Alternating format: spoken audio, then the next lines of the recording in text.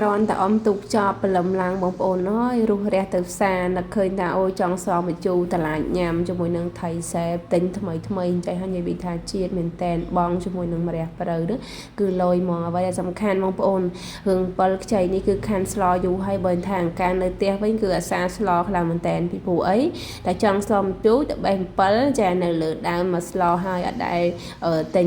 7គ្រៀមអីទុកទេបងប្អូនចាសម្រាប់បងប្អូនដែលមានបញ្ហាចា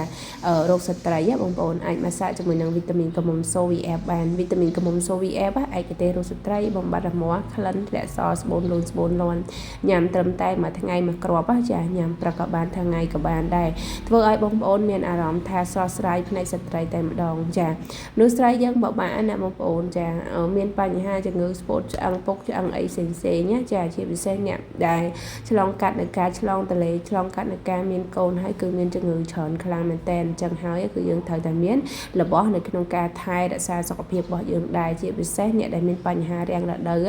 អូយគឺពិបាកខ្លាំងមែនតើមុខឡើងជួមហើយសំខាន់ណាជាមួយនឹង Soviet នេះក៏កាត់បន្ថយចាស្នាមជួមអាចរយបានផងដែរបងប្អូនចាមិនត្រឹមតែប៉ុណ្ណោះបងប្អូនមានបញ្ហាឬដងបាតក៏អូខេដែរមែនតើ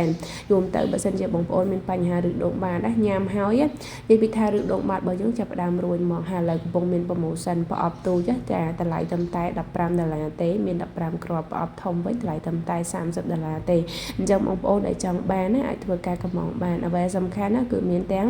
បោះដុំហើយនឹងលក់រាយបងប្អូនចង់យកទៅលក់បន្តចាអាចធ្វើការកម្មងបានតែអ្វីដែលសំខាន់នោះចាជាមួយនឹងសឡម្ជូររបស់យើងជាមួយនឹងសឡម្ជូរនេះគឺជាសឡំជូរដែលខ្ញុំចូលចិត្តញ៉ាំខ្ញុំតែងតែនិយាយរឿយថារឿងសឡំជូរមួយខ្ញុំចូលចិត្តមែនតើបងប្អូនចាជាធម្មតាសឡំជូរវាយើងដាំទឹកឲ្យក្តៅចា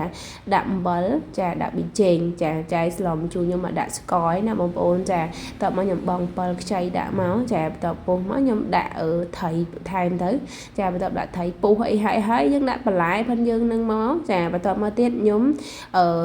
លើកជាមួយនឹង7ខ្ចីរបស់យើងនឹងយកមកជ្រុំណាបងប្អូនចាហើយនិយាយពីថាខានជ្រុំ7ខ្ចីយូរហើយចាខានមែនតែនបងប្អូនចាអានេះទៅ